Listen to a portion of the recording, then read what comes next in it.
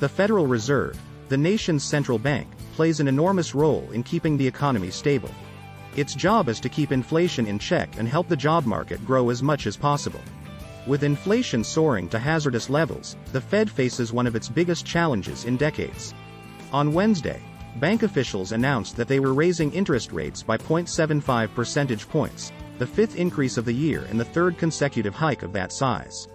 But how does the Fed control inflation in the first place? What tools does it use? What do higher interest rates mean for the stock market? Here are some of your questions, answered. How does the Fed lower inflation? The Fed's top tool for controlling inflation is its power to affect interest rates. The Fed can raise or lower its benchmark rate, known as the federal funds rate, based on what it is seeing in the economy. The federal funds rate influences how much banks and other financial institutions pay to borrow, and ripples down to businesses and households.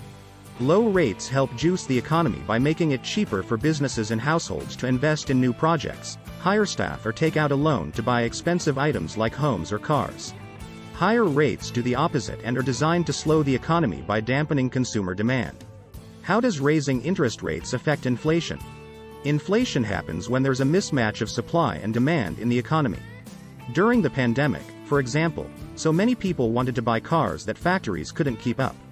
Families relocated and scoured for new houses, but there weren't enough available. So cars and houses got more expensive.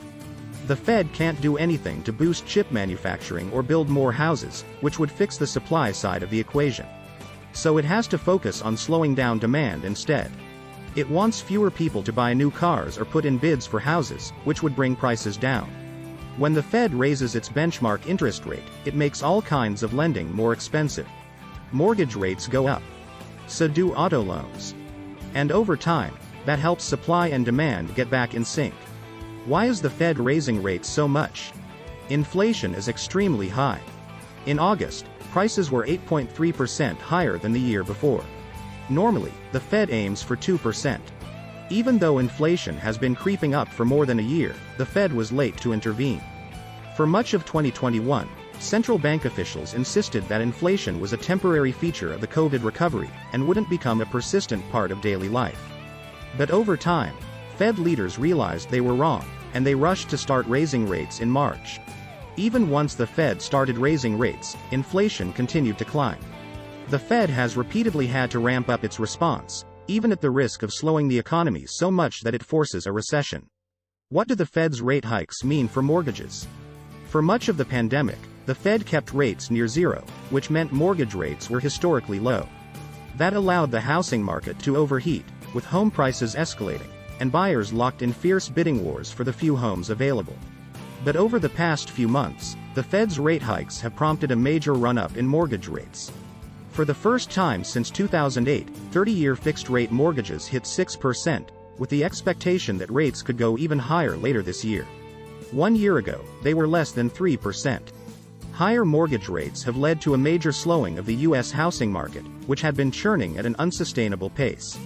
More houses are on the market, and mortgage applications to purchase a home have hit their lowest level since 2016, excluding the first few weeks of the pandemic. Prices are softening. That may benefit the overall economy, but it's rapidly become more expensive for aspiring owners to purchase a home. What do interest rates mean for stocks? Wall Street is very worried that the Fed is going to act so aggressively that it causes a recession later this year or in 2023. Analysts pay attention to every single public comment from Fed officials, and the markets can swing up or down depending on what kind of message the central bank is sending. When it looks like the Fed is going to have to keep up with its big rate hikes, stocks often tank. If Wall Street thinks the Fed is seeing enough progress on inflation to ease up a bit, stocks can gain value. Much depends on whether inflation is improving, and how the Fed reacts.